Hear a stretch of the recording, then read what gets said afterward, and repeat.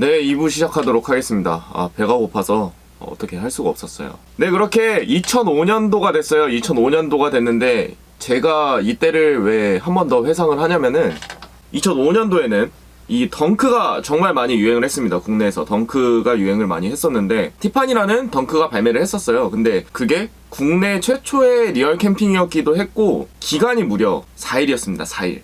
4일 동안 밖에서 먹고 자고 국내 스니커 마니아들 그리고 리세일을 하려고 그 당시에 발매가가 10만원 조금 넘었던 것 같은데 10만원이 좀 안 됐었나 10만원이 좀 넘었었나 여튼 그 정도 됐던 것 같은데 약 국내에서 50만원 이상의 거래가 됐었어요. 사실 완전 마니아가 아니면 사흘밤을 셀만한 가치는 없는 신발이라고 생각을 하는데 그 신발은 아직도 뭐 국내에는 새 제품이 없으니까 해외에서 새 제품 기준으로 1,500달러 이상 합니다. 약 170만원 정도 하겠죠. 그 정도의 시세를 유지를 하고 뭐 중고는 뭐 500달러에서 7,800달러 사이까지 보이기도 합니다. 신발 때문에 밖에서 4, 5일 동안 밤을 샜다라는 것 자체만으로 큰 이슈가 되고 막 기사에도 나오고 그랬어요. 뭐 2005년도에는 이렇게 핫했던 제품들이 덩크 그리고 블레이저 제품이 있겠죠. 이 블레이저 제품 같은 경우도 SB 라인으로 발매를 했어요. 그래서 덩크로우 SB, 덩크 하이 SB, 그리고 블레이저 SB까지 SB 라인들이 엄청 큰 성공을 거두게 됩니다. 나이키가 의도한 서브컬처의 브랜드 라인을 런칭을 했는데 그게 성공적으로 대중들에게 인기를 끌게 되었던 거죠. 그렇게 2006년 뭐 7년 정도가 됐어요. 뭐 덩크의 인기도 어느 정도 시들시들하고 신발이라는 거 자체에도 대중들이 뭐 시큰둥하던 시기였는데 그 전까지만 해도 국내 연예인이 대중들에게 이렇게 뭐 사랑을 많이 받긴 했지만 이 스타일적으로 영감을 준 연예인들이 거의 없었는데 2007년에 바로 빅뱅이 등장합니다. 빅뱅이 등장하면서 국내 스니커 시장이 진짜 많이 바뀌었어요. 거의 전환점이라고 보시면 됩니다. 과거의 스니커 시장의 주역은 90년도 초반에 서태지와 아이들, 듀스 같은 이런 그룹들이 아주 소수에게 스니커의 문화를 전파를 했다고 한다면은 2007년에 등장한 이 빅뱅이란 그룹은 국내 스니커 시장을 아예 발칵 뒤집어 놓습니다. 신조어인 빅뱅 신발, 바로 하이탑이라 그러죠. 하이탑 신발을 진짜 너도 나도 할 거 없이 다 신고 다녔어요. 그러니까 빅뱅이 입고 다녔던 스타일 자체는 뭐 스트릿 패션이라고 정의를 하겠습니다. 그 당시에 빅뱅이 입었던 그 브랜드들은 뭐 스투시, 뭐 슈프림 뭐 이런 거 할 거 없이 여러 가지 이제 스트릿 브랜드들을 입었는데 그런 거 할 거 없이 뭐 도메스틱 브랜드들도 덩달아 다 잘 됐어요. 그냥 빅뱅의 스타일의 옷을 만들면은 다 팔릴 정도였으니까요. 그래서 여기저기에서 다 하이탑 신발을 내다가 팔기 시작합니다. 뭐 그때 유행했던 신발들이 여러 가지가 있어요. 뭐 거의 이 정도의 하이탑 정도가 돼야지 좀 저급하지만 먹어준다 라는 표현을 쓰겠습니다. 그 먹어준다는 신발들은 이렇게 목이 다 높았어요. 나이키에서는 이런 목이 높은 신발들이 원체 많았죠. 농구화, 클래식 농구화들도 다 목이 높았고 이때부터 GD 효과가 일어나기 시작합니다. 조던류들 이런 신발들을 신었기 때문에 하이탑 신발들은 너도 나도 할 것 없이 구매를 했고 여기서 뜬금없이 매출을 올렸던 게 아디다스의 제레미 스캇 콜라보였을 거예요. 정말 휘황찬란하게 생긴 신발인데 그 신발도 하이탑 신발의 화려하다는 디자인 때문에 정말 큰 인기를 누리게 됐습니다. 그렇게 시간이 흘러서 2008년도에 GD가 카마인을 신었어요. 뭐 카마인은 전 세계적으로 유명한 신발이니까 정말 이렇게 먼지가 많이 쌓이고 이렇게 많이 더러워진 모습이지만 2008년도에 저도 이것을 3박 4일 동안 캠핑을 해가지고 구매를 했습니다. 티파니 덩크 이후로 거의 가장 큰 캠핑이었다고 생각을 해요. 이렇게 CDP 제품들도 유행을 하기 시작하고 나이키가 정말 머리를 잘 써서 이 CDP에 대해서 조금 더 말씀을 드리자면은 조던의 등번호인 23번을 조합을 하면 돼요.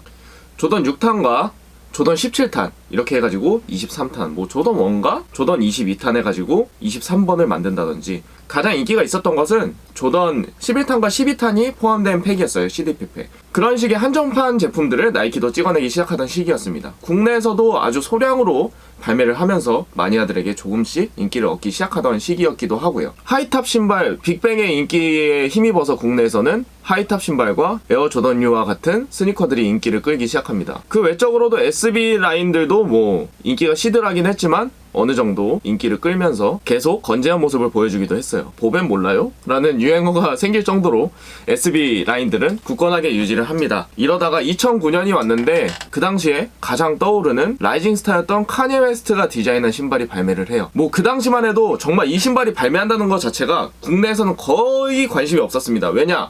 제가 명동 카시나에 가가지고 약 2시간의 줄을 서고 에어이지 1 젠 그레이 컬러를 샀어요. 국내에서는 젠 그레이 컬러밖에 발매를 하지 않았습니다. 그 정도로 큰 인기가 없었던 신발인데 이게 재조명이 돼서 나중에 엄청난 리셀가가 붙기도 했었습니다. 뭐 그와 비슷한 시기에 이 카니에가 얼마나 큰 영향력을 보여줬냐면은 루이비통이라는 명품 브랜드와 콜라보를 해서 뭐 제스퍼, 허드슨, 돈 멀티 같은 명품 신발과 콜라보레이션한 제품들을 발매를 하기도 해요. 이 신발 같은 경우는 바로 리셀가가 엄청나게 붙었습니다. 루이비통이라는 효과 때문에. 그리고 2009년을 기점으로 해가지고 나이키는 그동안 레트로를 잘 안 하던 에어조던 시리즈들을 레트로를 엄청나게 많이 하기 시작을 합니다. 그 당시에 국내에 이제 마니아들의 동향은 기존에 있던 커뮤니티들이 약간 폐쇄적인 형식의 커뮤니티성을 띠기 시작하면서 풋셀이라는 커뮤니티에서 농구화를 중심으로 이렇게 커뮤니티가 자라나기 시작합니다. 농구에 대한 인기보단 어릴 적 농구의 향수를 갖고 있었던 성인 매니아들이 뭉치게 된 계기라고 생각을 합니다. 그 약간의 추억 보정과 함께